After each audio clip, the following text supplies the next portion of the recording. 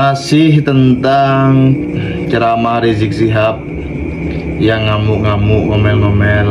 Doain biar Bapak Presiden dapat taufik dan hidayah.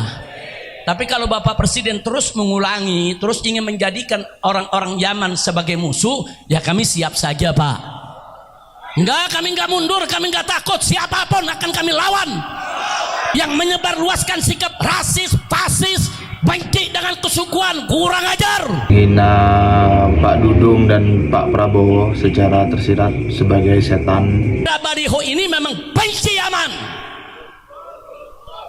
Jadi saya lihat, oh ini kata Yaman datangnya dari setan ini nih. Berteman sama setan jadi setan. Dari pidato Rizik Syihab itu kita semua dan Pak Presiden Prabowo bisa mengerti bahwa jiwa dari Rizik Syihab dan klan Habib Alwi itu bukan Indonesia. Jiwanya itu jiwa Yaman gitu, sebagai orang Yaman, warga negara Yaman. Dan oleh karenanya layak untuk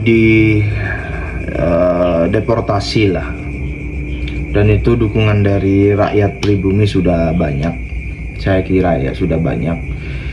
Walaupun nanti eksekusinya itu bertahap ya. Kemudian dari pidato Rizik Syihab itu pula kita bisa memahami bahwa Rizik itu semacam memberi posisi ancaman kepada Presiden Prabowo dengan mengatakan ya mudah-mudahan, moga-moga hanya kali ini saja, tidak diulangi lagi. Mudah-mudahan itu yang pertama dan terakhir dilakukan presiden kita. Amin ya rabbal. Kalau diulangi lagi dan mau ngajak bermusuhan dengan orang Yaman, kami siap-siap saja Pak, tidak akan mundur gitu. Kita doain biar Bapak Presiden dapat taufik dan hidayah. Tapi kalau Bapak Presiden terus mengulangi, terus ingin menjadikan orang-orang Yaman sebagai musuh, ya kami siap saja Pak. Enggak, kami enggak mundur, kami enggak takut. Siapapun akan kami lawan. Artinya posisinya sekarang bola berada di Pak Prabowo. Dengan pidato Rizik semacam itu memposisikan dua hal. Pertama, kalau Pak Prabowo tidak menyinggung tentang Yaman lagi, berarti Pak Prabowo itu dipersepsikan oleh Rizik Syihab dan klan Habib Alwi sebagai dalam posisi yang takut terhadap ancaman dari Rizik Syihab. Yang kedua, kalau Pak Prabowo menyinggung lagi tentang Yaman, itu artinya Pak Prabowo tidak takut dan siap dan mengiyakan, menyambut baik ajakan bermusuhan dari Rizik Syihab atas nama orang Yaman. Nah, yang pertama tadi, posisi yang pertama itu kalau Pak Prabowo tidak menyambut ajakan bermusuhan dari Rizik Syihab yang sudah siap bermusuhan, itu mungkin rakyat akan kecewa Pak. Kenapa? Karena lah kok presiden dibegituin kok diam aja begitu. Jadi ada marwah rakyat pribumi Nusantara yang terletak di pundak Pak Prabowo begitu.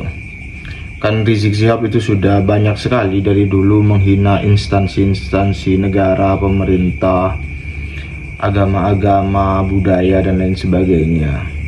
Nah, saya harap Pak Prabowo berkenan menunjukkan marwah Presiden Republik Indonesia. Kasih kode aja begini Pak, ini sekedar saran aja, gagasan. Kasih kode begini, lihat negara kita bisa memberi makan anak-anaknya melalui MBG setiap hari. Coba lihat, Yaman itu kelaparan, 60-80% rakyatnya itu kelaparan. Nah, kira-kira begitu Pak. Itu nanti rakyat itu akan mengerti kode dari Pak Prabowo bahwa Pak Prabowo menjaga marwah pribumi Nusantara dan menunjukkan gestur ketidaksukaan apabila rakyat Indonesia direndahkan oleh bangsa lain, khususnya oleh klan Habib Alwi.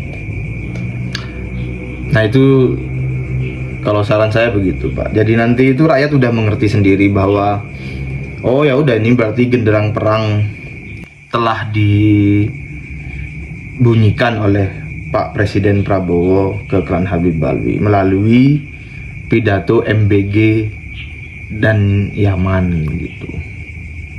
Kan tidak apa-apa, karena kan Rizik Syihab sendiri yang menyatakan kami siap dan tidak akan mundur. Jadi Rizik dan klan Habib Alwi sudah menyatakan kesiapannya, kerelaannya, kesiapannya untuk bermusuhan atau bertikai. Dengan deklarasi siap bermusuhan semacam itu kan ya enggak apa-apa. Toh mereka memang dari dulu itu merendah-rendahkan harkat martabat pribumi bangsa Indonesia, negara dan pemerintah Indonesia.